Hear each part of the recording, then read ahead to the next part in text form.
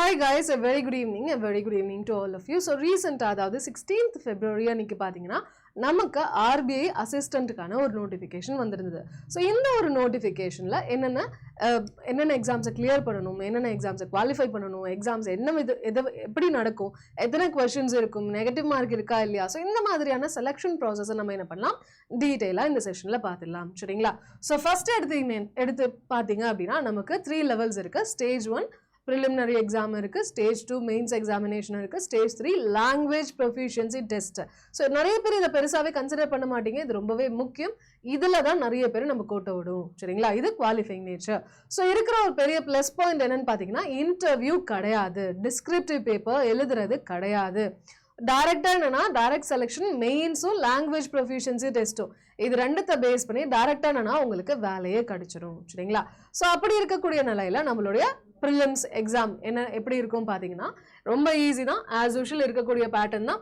English 30 question 30 mark 20 நிமிஷம், ஆப்டி 35 question 35 mark 20 நிமிஷம், reasoning 35 question 35 mark 20 நிமிஷம். ஸோ மொத்தமாக 100 கொஸ்டின்ஸ் 100 மார்க்ஸ் 60 minutes. ஓகேங்களா? ஸோ இது நமக்கு தெரிஞ்ச ஒரு விஷயம் தான். ஆஸ் யூஷுவல் பேங்கிங் பேட்டர்ன் தான் ஃபாலோ பண்ணியிருக்காங்க. Nothing new here. சரிங்களா?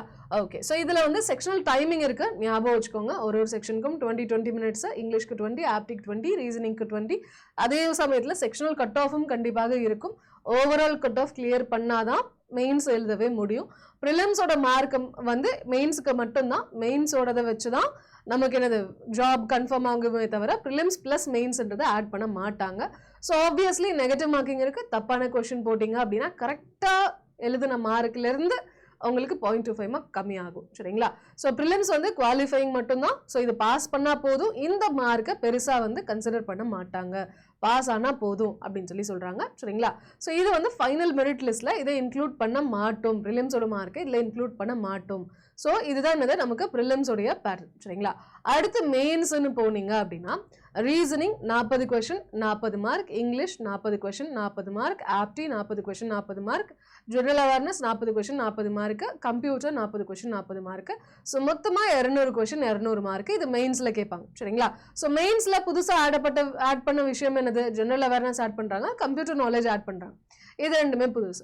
ஆப்டி ரீசனிங் ப்ரிலிம்ஸ்ல இருக்கிற மாதிரி அதே தான். என்னன்னா கொஞ்சம் டிஃபிகல்ட்டி லெவல் அதிகமாகும், நம்பர் ஆஃப் கொஸ்டின்ஸும் அதிகமாகும். அதுதான் மேஜர் டிஃபரன்ஸே தவிர வேற எதுவும் கிடையாது. சரிங்களா? ஓகே. ஸோ இதில் மெயின்ஸை பொறுத்த வரைக்கும் செக்ஷனல் கட் ஆஃப் இதுலேயுமே இருக்கும், ஓவரால் கட் ஆஃப் இதுலேயுமே இருக்கும், அண்ட் இதுலேயுமே பார்த்தீங்கன்னா நெகட்டிவ் மார்க்கிங் இருக்கும். அண்ட் இதில் நீங்கள் எவ்வளோ ஸ்கோர் பண்ணுறீங்களோ அதை பொறுத்து தான் உங்களுக்கு ஜாப். சரிங்களா? இதில் எவ்வளோ ஸ்கோர் பண்ணுறீங்களோ அதை பொறுத்து தான் உங்களுக்கு வேலை. ஸோ இதுக்கு ஸ்கோர் பண்ணுறதுக்கான முயற்சிகள் அதிகமாக போடுங்க, ஏன்னா இதை பொறுத்து தான் உங்கள் லைஃபே மாறப்போகுது. சரிங்களா? ஓகே. ஸோ ஸ்டேஜ் 3 என்னன்னு பார்த்தீங்கன்னா லாங்குவேஜ் ப்ரொஃபிஷியன்சி டெஸ்ட், எல்பிடின்னு சொல்லுவாங்க. சரிங்களா? இது பார்த்தீங்கன்னா மெயின்ஸ் எக்ஸாம் கிளியர் பண்ணதுக்கு அப்புறம் தான், மெயின்ஸோட கட் ஆஃப் கிளியர் பண்ணதுக்கு அப்புறம் தான் இது நடக்கும். இது பார்த்தீங்கன்னா அவங்களுக்கு என்னன்னா எந்த ஊருக்கு அப்ளை பண்ணுறாங்களோ, எந்த ஸ்டேட்டுக்கு அப்ளை பண்ணுறாங்களோ, இப்போ நம்ம பார்த்தீங்கன்னா மோஸ்ட்லி சென்னைக்கு தான் அப்ளை பண்ணியிருப்போம், தமிழ்நாட்டுக்கு தான் அப்ளை பண்ணியிருப்போம். அப்போ சென்னைக்கு நீங்கள் அப்ளை பண்ணுறீங்கன்னா சென்னையோட தமிழ் அப்படின்றது ரீஜனல் லாங்குவேஜாக இருக்கா? ஸோ தமிழ் என்னது, பேச, எழுத, வாசிக்க, புரிஞ்சுக்க 4மே தெரிஞ்சிருக்கணும். சரிங்களா? ஓகே. ரீடிங் தெரியணும், ரைட்டிங் தெரியணும், ஸ்பீக்கிங் தெரியணும், அண்டர்ஸ்டாண்டிங்கும் இருக்கணும். சரிங்களா? சொன்னா புரிஞ்சுக்க கூடிய அண்டர்ஸ்டாண்டிங்கும் இருக்கணும். ஸோ 4 விஷயத்தையும் நீங்கள் என்னது குவாலிஃபை பண்ணணும். ஸோ நீங்கள் வந்து எல்பிடி ஃபெயில் ஆனீங்க, லாங்குவேஜ் ப்ரொஃபிஷியன்சி டெஸ்ட் ஃபெயில் ஆனீங்கன்னா டிஸ்குவாலிஃபைடு, 0, அவ்வளோதான். அதுக்கப்புறம் அங்கே வந்து பேச்சுவார்த்தையே கிடையாது.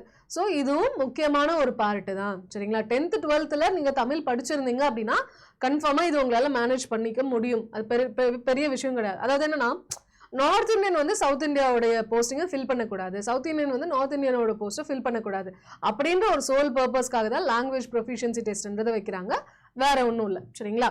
ஓகேப்பா. ஸோ ஃபைனல் செலெக்ஷன் எதை பொறுத்து இருக்கும் அப்படின்னா மெயின்ஸோட mark, language proficiency test qualify பண்ணிட்டீங்கன்னா உங்களுக்கு வேலை கன்ஃபார்ம்.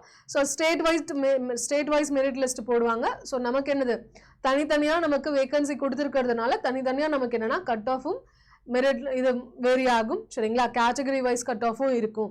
ஸோ இது எல்லாத்தையும் பொறுத்து தான் ஃபைனல் செலெக்ஷன் இருக்கும் அப்படின்னு சொல்லி சொல்கிறாங்க சரிங்களா.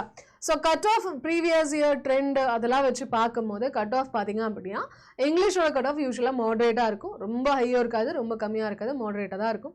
ஜிஏ பார்த்தீங்கன்னா அதுதான் பெரிய மேஜர் ரோலை ப்ளே பண்ணும். இன்னும் நிறைய பேர் அதை படிச்சிருக்க மாட்டாங்க, நிறைய பேர் அதை வந்து சும்மா ஒரு கிளான்ஸ் மட்டும் விட்டுட்டு வந்திருப்பாங்க. இல்லைனா ரொம்ப டீப்பான கேள்வி கேட்கும் போது என்னன்னா படிச்சவனும் திணறுவான் சரிங்களா. இது கொஞ்சம் இதுதான் பார்த்தீங்கன்னா ரொம்ப கிரிட்டிக்கலான ஒரு விஷயமே. ஆப்டின்னு பார்க்கும்போது கால்குலேஷன் பேஸ்டாக இருக்கும். ஏன்னா மெயின்ஸ்ன்னு போயிட்டாலே எப்படி இருக்கும், கொஞ்சம் எடுத்து போடுற மாதிரி தான் இருக்கும் சரிங்களா. ரீசனிங் வந்து மாடரேட் லெவலில் இருக்கும், ஈஸின்னு சொல்ல முடியாது. ஹை அக்யூரசி அப்படின்றது ரொம்ப முக்கியம். ஸ்பீடாக போடணும், போடுறது எல்லாமே கரெக்டாக போடணும். இது ரெண்டுமே உங்களால் மேனேஜ் பண்ண முடியுதுன்னா கண்டிப்பாக நீங்கள் கிளியர் பண்ணிடலாம். ஸ்பீட் ப்ளஸ் அக்யூரசி இந்த காம்போ தான் பெஸ்ட் காம்போ. இந்த காம்போ இருந்துச்சுன்னா ஈஸியாக கிளியர் பண்ணிடலாம் சரிங்களா. ஓகேப்பா.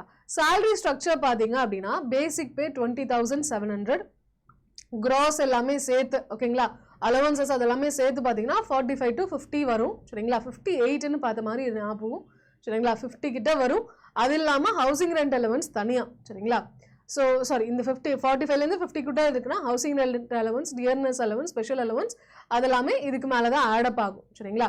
ஸோ மெடிக்கல் பெனிஃபிட்ஸ் இருக்குது, பென்ஷன் பெனிஃபிட்ஸ் இருக்குது. ஸோ இதெல்லாமே சேர்த்து உங்களுக்கு இன்னும் பே வந்து அதிகம் தான் ஆகும் சரிங்களா. ஓகேப்பா. ஸோ இதில் இந்த எக்ஸாமுக்கு ஆர்பிஐ எக்ஸாமுக்கு நீங்கள் ப்ரிப்பேர் பண்ணுறீங்க அப்படின்னா நிறைய பேர் பண்ணக்கூடிய தவறுகள் என்னென்னு பார்த்தீங்கன்னா என்னது கரண்ட் அஃபேர்ஸ், பேங்கிங் அவேர்னஸை படிக்கிறதே இல்லை, அதை மதிக்கிறதே இல்லை சரிங்களா. கம்ப்யூட்டர் தானே பார்த்துக்கலான்ட்டு கடைசி 2 நாள் 1 நாளில் உட்காந்து கம்ப்யூட்டர் நாலேஜை படிக்கிறது. மார்க் வந்து வச்சு ப்ராக்டிஸ் பண்ணுறதே கிடையாது.